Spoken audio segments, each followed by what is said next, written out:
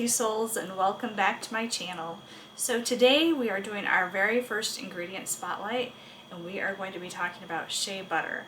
Now, I got a box in yesterday from Baraka Impact, and they have some of the best shea butter ever. And let's open it up and I will show you why. All right, so here we go. This is the wonderful package I got from Baraka Impact. And it's an incredible organization that works directly with women's cooperatives in West Africa. As I wrote in the blog, the shea butter industry is predominantly women-led, with an estimated 16 million women across 21 African countries involved in collection and production. So this is the shea butter I got, and it comes with some cards, and it's in this big block. That's typically what shea butter comes in, is a big block. And it's got the organic tag on it. It has a best by date as well, and it's just an amazing thing. I encourage everyone to check out Baraka Import, that is a soap maker or bath and body product maker. I will put their link in the description below as well. So I'm going to get some gloves on, and while I do that, I want to talk a little bit about shea butter. This golden treasure comes from the nuts of the shea tree in West Africa and has been used for centuries as a natural moisturizer and skin protectant. In my blog, I called it nature's golden treasure for a reason. So unrefined shea butter is packed with vitamins A, E, and F, plus essential fatty acids that nourish your skin deeply. It has amazing anti-inflammatory properties that help calm irritated skin, making it perfect for sensitive complexions. It creates a light protective barrier that locks in moisture without feeling greasy. And that's just one of the reasons I love to use it in just about everything I make. The hair is up today because we will be making soap. And today we're going to be making a recipe that's heavy in shea butter, and I'll also show you about incorporating shea butter in soap. So let's get soaping. So for my fellow soap makers that happen to be watching, here's a crucial tip. Never overheat shea butter. Shea butter contains several different fatty acid profiles, each with their own unique melting points. When overheated and then cooled slowly, these fatty acids tend to clump together, forming these annoying grainy crystals that can ruin your beautiful products, both soap and in body butter. It's temperamental in much the same way chocolate is.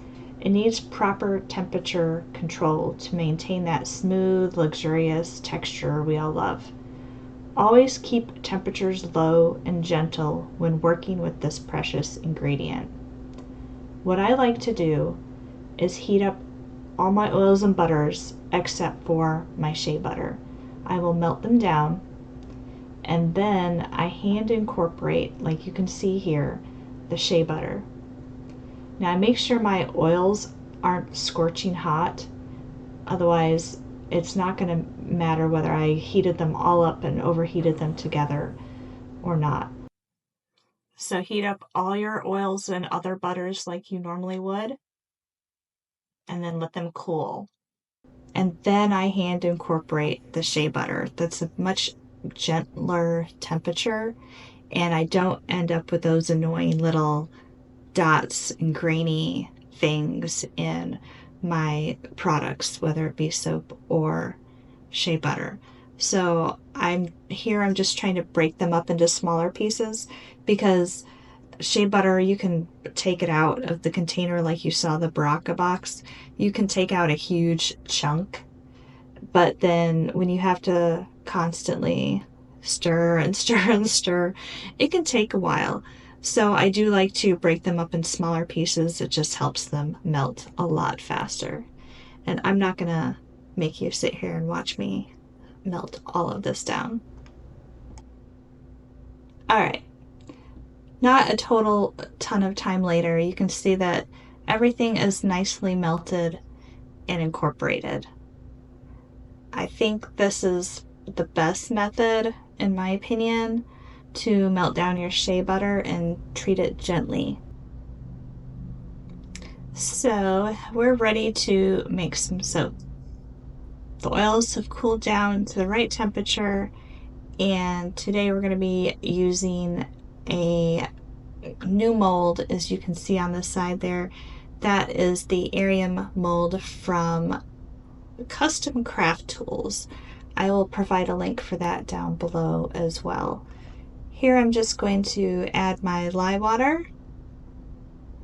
I let it slide down the shaft of the stick blender, so I'm not introducing a bunch of air bubbles into the soap batter. And then we will just get mixing. Today I am also using a new fragrance oil. It is from Brambleberry. I'm using tobacco and bay leaf. I've heard good things about it, so I'm going to use that. And I'm not going to color the soap. I want to see what the fragrance oil ends up doing to the soap batter. Sometimes it can discolor even if the fragrance description does not say that it does. So I want to go between a light and a medium trace with this, I think, today. So I'm just gonna keep on mixing, and while I do that, going back to Baraka, when you use our shea butter products, you're supporting women's economic empowerment, traditional knowledge preservation, and sustainable harvesting practices. This relationship means that not only we are getting the highest quality unrefined shea butter for our soaps, but your purchase helps support these incredible women artisans and their families. So whether you choose to buy our soaps, or if you're a soap maker and decide to go buy Baraka shea butter, you are making an impact. Right now I'm just gonna let this fragrance oil do what it's gonna do, if it's gonna do anything. It's behaving very well. This recipe has a high amount of shea butter, and this fragrance oil is working like a dream. No acceleration, no seizing, no ricing, no misbehavior at all. I am happy to report. There we go. Alright, so let's get this new mold going. This is the first time I have used this mold. It is it's I think about a 12-inch in length mold. It's a little bit smaller than what I normally use, and of course I have a little mold for my leftover batter. I measured ahead of time what I think this mold will hold, but sometimes I go a little over, which is fine because then I end up with soaps for myself too. This is a thick silicone liner. This is not a flimsy silicone liner in this mold. So I will be curious to see how it holds up. Yep, I got leftovers.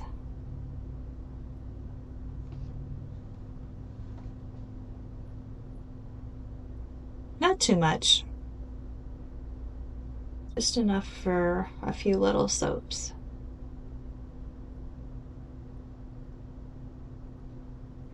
And I'll be curious to see how the color does in the small soaps versus the loaf mold too.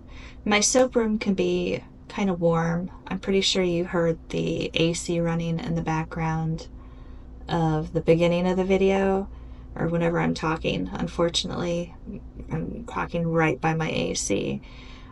So I still think it might go through gel phase. I'm not sure.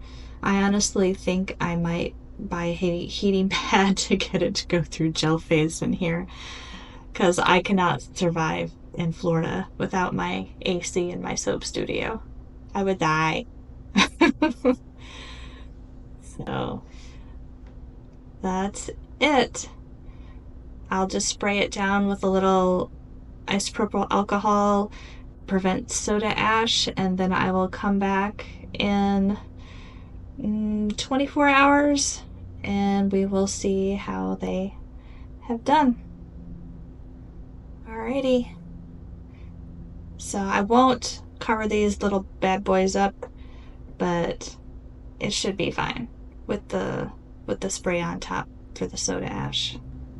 We'll see. Alright, so here we are about 18 hours later, and I have hardly any soda ash at all. So we are going to figure out, we're going to cut this thing. That's what we're going to get ready to do now and see what it looks like on the inside, but it should be pretty basic. Alright, it took me a little wrangling getting that thing out of the mold. It was my first try. So we had just a wee bit of soda ash. I can steam that off, no big deal. And the cut isn't going to be anything fancy today because we don't have a bunch of colors. We just have the natural color of what will happen with the fragrance oil. So it's a nice creamy color right now, but the outside is tan and it has this tannish colored ring around it. So I'm guessing it's going to discolor to that tan because the inside hasn't been hit with any oxygen like the outside has. And usually what will happen is the inside then will darken to whatever the outside layer looks like as it dries and gets the airflow over it. So all in all, I'm pretty happy with this fragrance oil.